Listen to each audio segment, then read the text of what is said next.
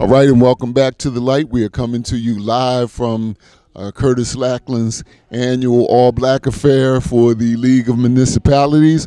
We are here with the president of the NAACP and also City Councilman Kaleem Shabazz. How are you, sir? Very good. Always a pleasure to be at Curtis's activity. There's a lot of receptions and events at the League, but Curtis always has one of the best food, the best music, and the best fellowship.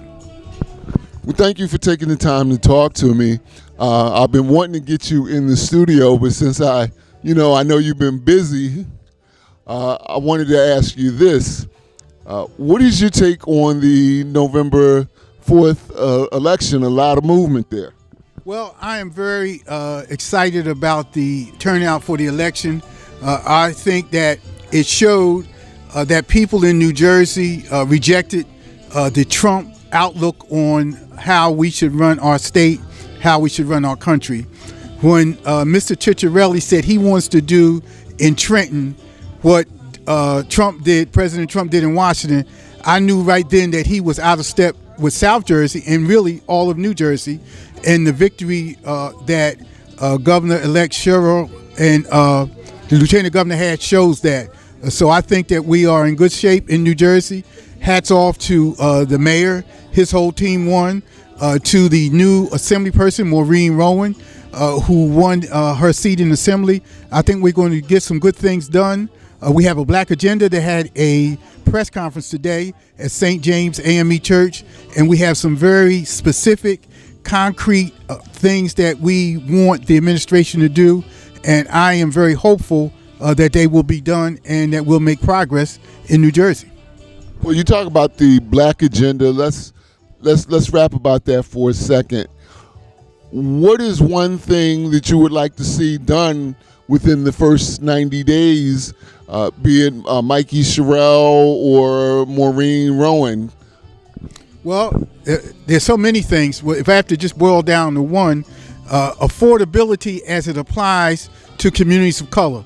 Affordability obviously applies to everybody, but communities of color, people who are under-resourced, when you talk about affordability to them, it is a different and more serious effort and impact. So I would like to see that on electricity bills, on affordable housing, on education, on the gap between business development, on economic parity, on all of the economic factors that impress upon working class people and people in urban areas.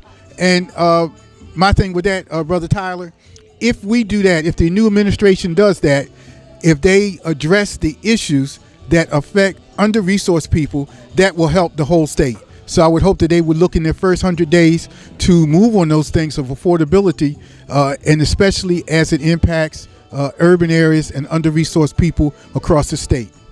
Well, then what would you say to people who would say we just had 4 years of Democratic governance with our current governor? Well, that's true. We did, and we made some progress, but there's more progress to be made. And we have a situation that's exacerbated because we have a president in Washington who's not only corrupt, not only incompetent, not only racist and lawless, he is escalating the affordability issues. That's why we need Mikey Sherrill and Lieutenant Governor Caldwell to focus on affordability and to focus on those issues that need to be carried forth in another term. And I think the people who say, well, we just had 4 years of Democratic rule, we did. But the people who came out to vote showed that if there are two visions of this country, one, what President Trump presents, and the other is what the Democratic Party has presented, that's the one that people favor.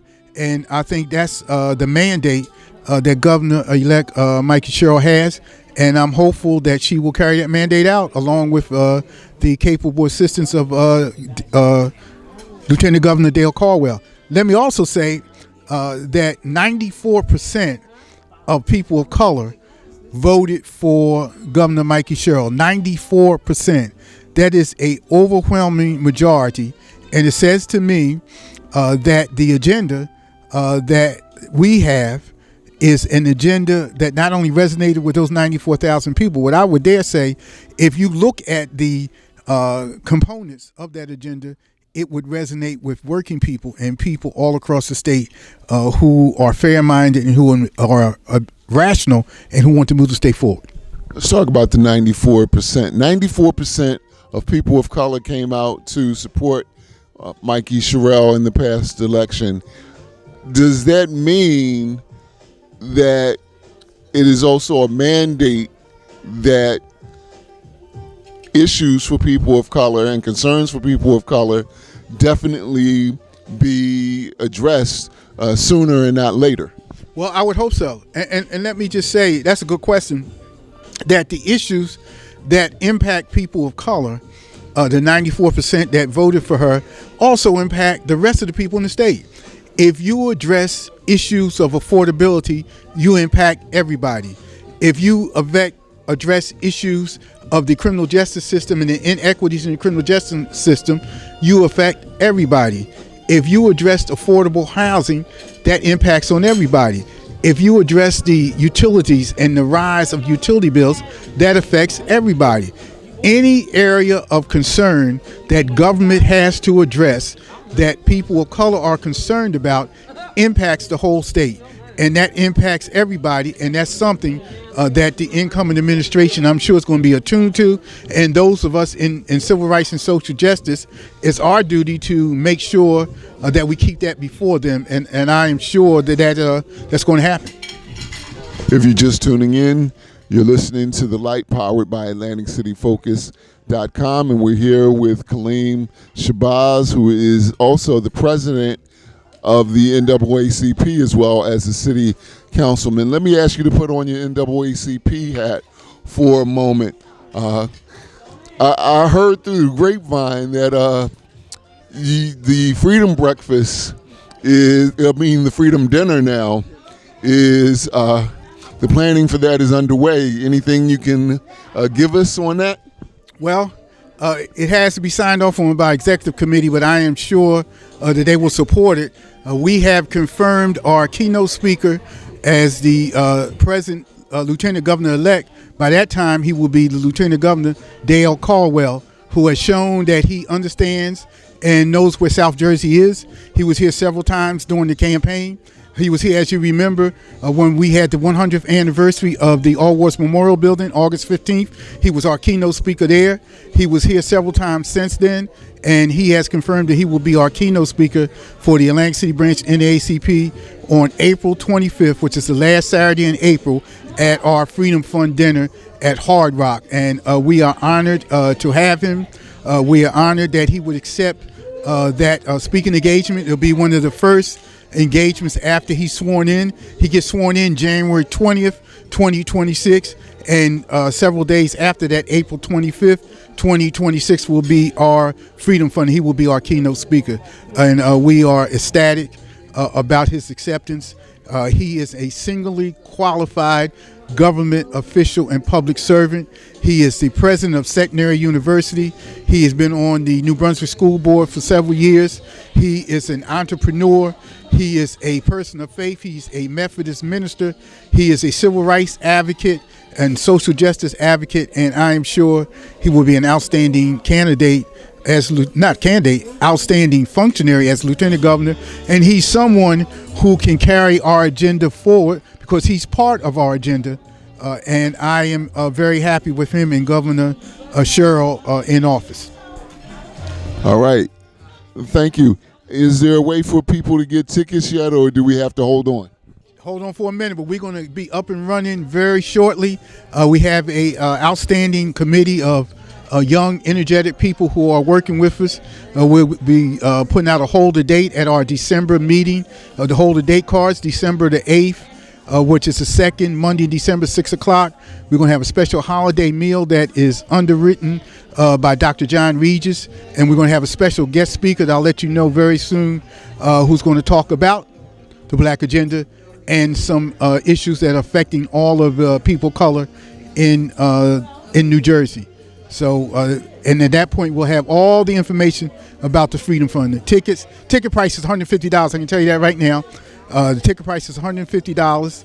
and we'll have sponsorship information and all that. And we're encouraging people to come and hear the Lieutenant Governor at that time, Dale Caldwell, one of his first speeches as Lieutenant Governor, and I am sure that people will be convinced that he will serve with distinction and with honor and with effectiveness. Great. Is there anything you want to say before I let you go? I want to tell people, Brother Todd, first of all, let me say thank you for this opportunity to come on your show. And I promise you, God willing, be 40 years out, I'll come in the studio. We'll set a time and I'll come in the studio and I'll bring Commissioner Days with me because both of us wanted to come. We'll come together and be live in your show. But I want people to stay woke. 2026 is going to be a very important election. We're going to have a chance to put a harness and some barriers on a lawless and a corrupt president who is trying to turn back the clock on civil rights, on African American history, on the integration of the federal government. There's over 300,000 women of color have been fired under his administration, and we have to turn that around. And that's the elections of 2026. The NAACP does not endorse candidates. We do encourage people to vote. We're going to be working with several other coalitions of people to, number one, register people to vote. Number two, encourage people to stay in tune on the issues and the things that are happening. And then number three, show up and vote. Okay. Is your seat up in 2026? Not up to 27. Okay. All right. Thank you so much for your time. I appreciate it.